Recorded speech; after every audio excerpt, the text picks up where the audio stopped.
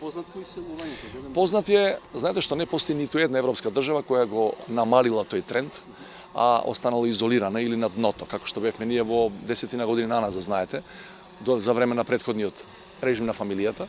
Ние сме практично сега на прагот на Европа, како што реков, и мислам дека навистина мораме да дадеме поддршка на оваа политика, бидејќи тоа е единствената политика која ветува на кус рок наше асоцирање во тие евроатлантски интеграции, кој го ублажува значајно тој проблем. Значи, младите едно е да се иселуваат затоа што немаат никаква шанса во својата земја, а сосема друго е да добијат шанса овде, па ако сакаат плюс, зашто да не? Тоа и тој тренд не треба да го сопира никој. Меѓутоа сега младите и во изминативе 10-12 години не добива практично никаква шанса.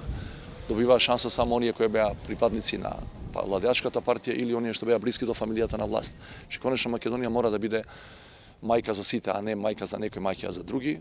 Мислам дека младите во оваа политика најбрзо ќе се препознат и затоа очекувам масовна поддршка именно од младите генерации. Како оценувате досегашната кампања?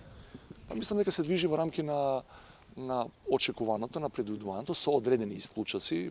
Посебно тука мислам на еден спот кој мојот против кандидат од главната опозициона партија го продуцираше пред неколку дена, значи сертифицирано, одобрен од нив, не од некој нивни поддржуваш на социјални мрежи, што оди на многу ниско, примитивно ниво, оди на лични дисквалификации и навреди, што е практично според нивото на примитивност незабележано во поновата македонска политичка историја, веројатно 90 до денес воопшто. Зборам за официјални видеа на еден од кандидатите, меѓутоа генерално мислам дека комуникацијата во остатокот од времето до сега беше на разумно, да речем, или на пристојно ниво и очекувам така да биде и во наредниве 2 до 3 дена кога имаме уште 2 дебати на 2 национални телевизии веќе закажано.